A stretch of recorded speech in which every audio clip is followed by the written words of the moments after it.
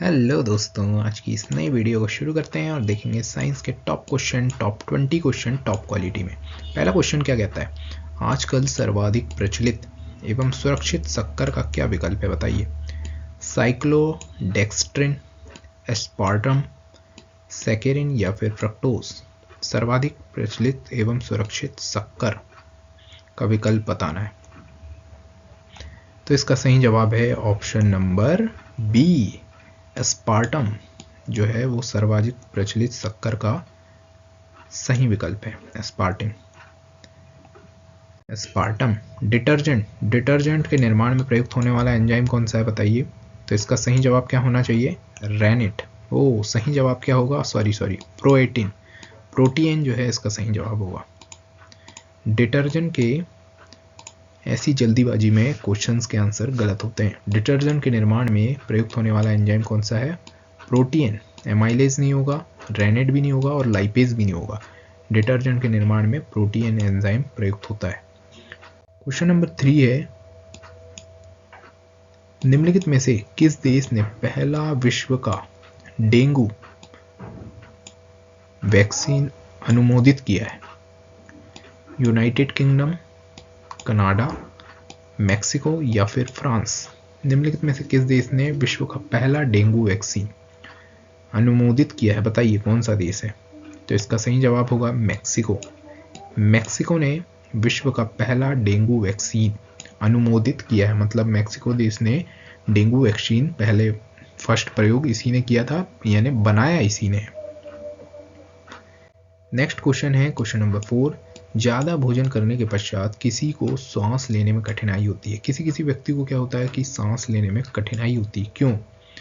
उर प्राचीर निम्न स्वातंत्र पर चलता रहता है, पर चलता रहता है, ये डबल बार आ गया। और अस्थि नहीं हिलती, मांसपेशियों का चलन धीमा हो जाता है, या फिर ऑप्शन डी, वायु मार्ग उपचिन्ह द्वारा बंद हो जाते हैं। बताइए, ज़्यादा भोजन कर लेते हैं कभी कभी हम, तो हमको क्या है, सांस लेने में तकलीफ होती है।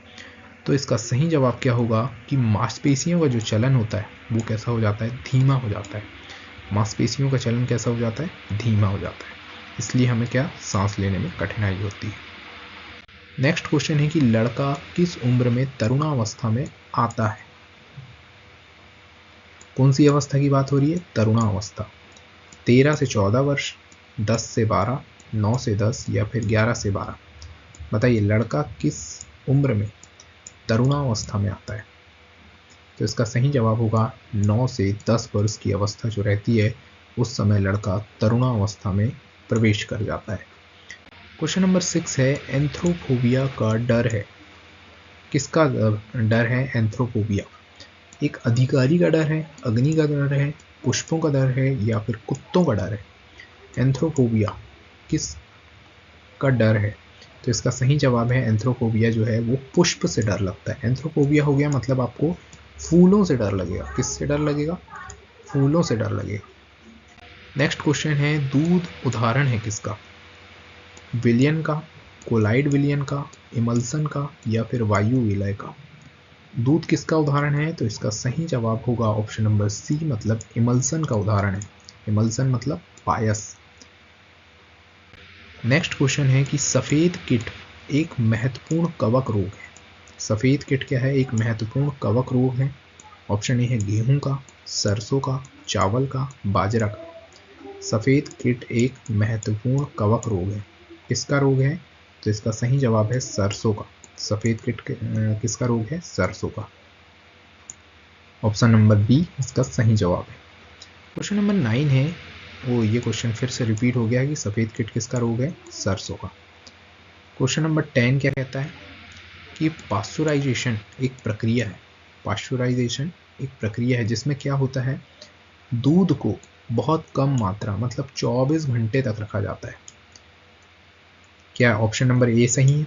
पास्चुराइजेशन की प्रक्रिया में दूध को बहुत कम तापमान पर 24 घंटे तक रखा जाता है। ऑप्शन नंबर बी कहता है कि दूध को 8 घंटे तक गर्म किया जाता है। ऑप्शन नंबर सी कहता है दूध को पहले बहुत देर तक गर्म किया जाता है और एक निश्चित समय में अचानक उसको क्या कर दिया जाता है? ठंडा कर दिया जाता है। या फिर ऑप्शन नंबर डी है, इनमें से कोई नहीं। बताइए, मोस्ट आईएमपी क्वेश्चन है कि पास्चुराइजेशन की प्रक्रिया किसे कहते हैं? तो इसका सही जवाब है ऑप्शन नंबर सी। मतलब पहले दूध को बहुत देर तक आप गर्म करो और फिर उसे निश्चित समय के लिए अचानक से क्या कर दो, ठंडा कर दो। ये कहलाती है पॉस्चराइजेशन की प्रक्रिया। नेक्स्ट क्वेश्चन है क्वेश्चन नंबर 11। निम्नलिखित में से कौन सी एक गैस वातावरण मानी जाती है, कौन सी एक अवस्था जो है वो गैस के वातावरण में मानी जाती है? ऑक्सीजन, ओजोन, सल्फर डाइऑक्साइड या फिर नाइट्रोजन। बताइए कौन सी एक गैस की अवस्था में माना जाती है, गैस अवस्था में मानी जाती है? तो इसका सही जवाब है सल्फर डाइऑक्साइड। ये किस अवस्था में होती है? गैस अवस्था में।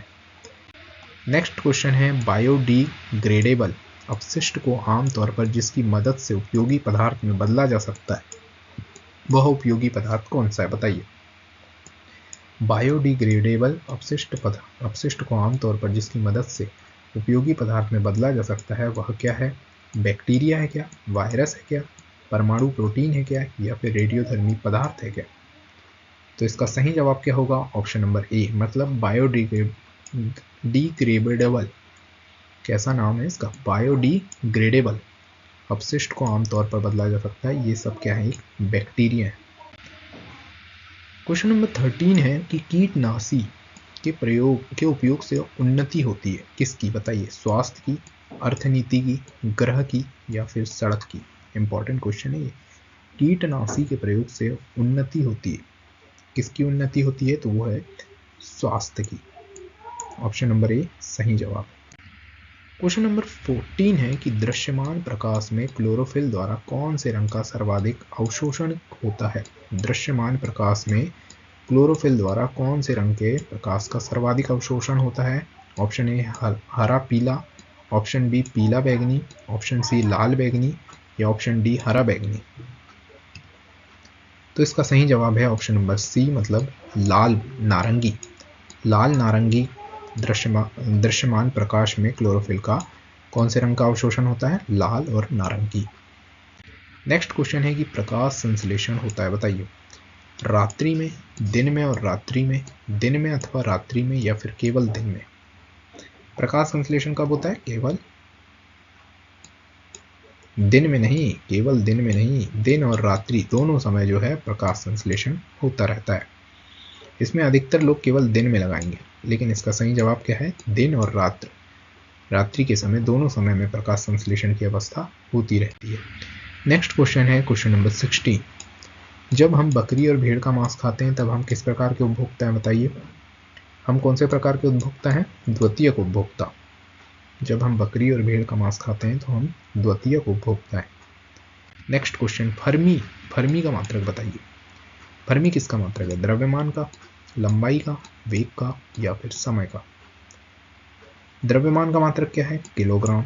लंबाई का मात्रक क्या है? मीटर। वेग का मात्रक क्या है? और समय का मात्रक क्या है? बताइए। समय का मात्रक क्या है? सेकंड है। और फर्मी किसका मात्रक है? फर्मी लंबाई का मात्रक है। फर्मी मात्रक है किसका? लंबाई। कमेंट में बताइए वेग का मात्रक क्या है? मीटर प्रति सेकंड। नेक्स्ट क्वेश्चन है कि समुद्री दूरी को मापा जाता है। ऑप्शन ए है नॉटिकल मील में, किलोमीटर में, डेसिमल में, या फिर कड़ियों में? समुद्री दूरी को किससे मापा जाता है? नॉटिकल मील में मापा जाता है। डेसिबल ध्वनि को मापने की इकाई क्या है? डेसिबल। क्वेश्चन नंबर 19 है प्रकाश वर्ष का संबंध है ऊर्जा से, गति से, दूरी से, या फिर तीव्रता से? प्रकाश वर्ष का संबंध किससे है? तो प्रकाश वर्ष का संबंध है दूरी से। प्रकाश वर्ष का संबंध किससे है? दूरी से। नेक्स्ट क्वेश्चन, आज की वीडियो का लास्ट क्वेश्चन है कि निम्नलिखित में से कौन सी मूल भौतिक राशि है? बल, वेग, विद्युत धारा, या फिर कार्य? कौन सी मूल भौतिक राशि है? बताइए। तो इसका सही जवाब है विद्युत धारा, जो है मूल भौतिक राशि है। विद्युत धारा क्या है? मूल भौतिक राशि है।